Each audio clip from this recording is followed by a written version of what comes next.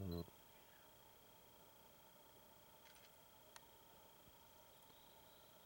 Tuesday morning, Arapaho National Forest. Standing underneath the awning of the trailer.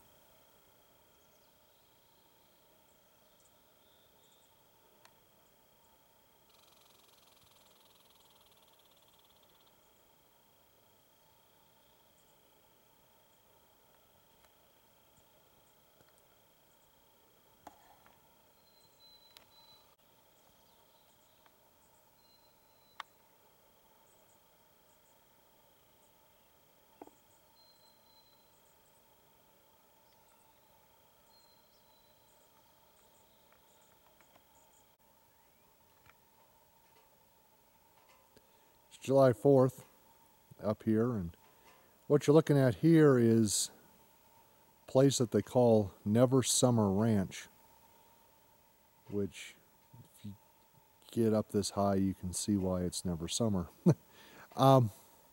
Not really sure of the elevation we're at, but it is significantly higher than where we're camped.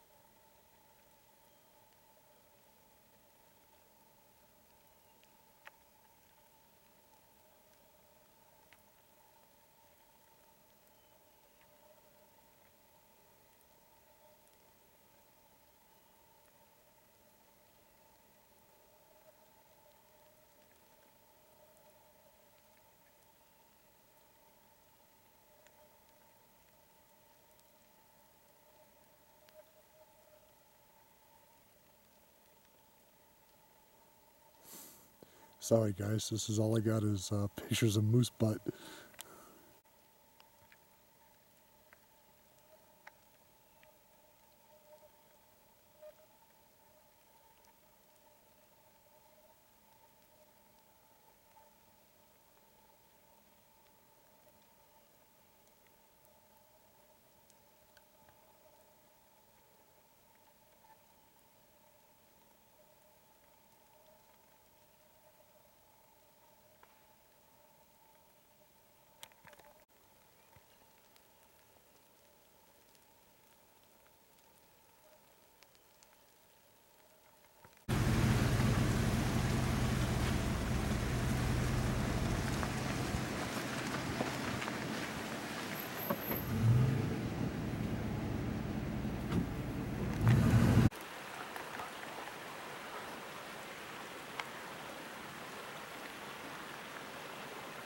Well, how often will you say, look at the rack on that?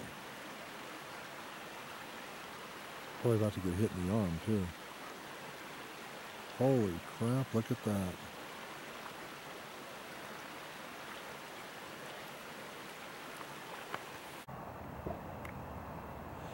Well, back home from our great adventure, there's some pieces we need to fill in that didn't get caught on the camera. And when you look at the moose in the picture, the two adults and the baby moose, you can see where they go off into the woods. Well, just before that, as I was trying to get a better picture of them, I turned off the camera to reposition myself, and there was a good-sized crack of wood to the left, and that's one of the reasons they were heading off to get away. And where I was taking the picture and where the truck was located and Andrea was probably about 250 yards across an open field, and then up an embankment, and that's where she was at. Well, when I turned around to leave, it was getting dusk, and I turned around, and there comes the bear walking out of the woods.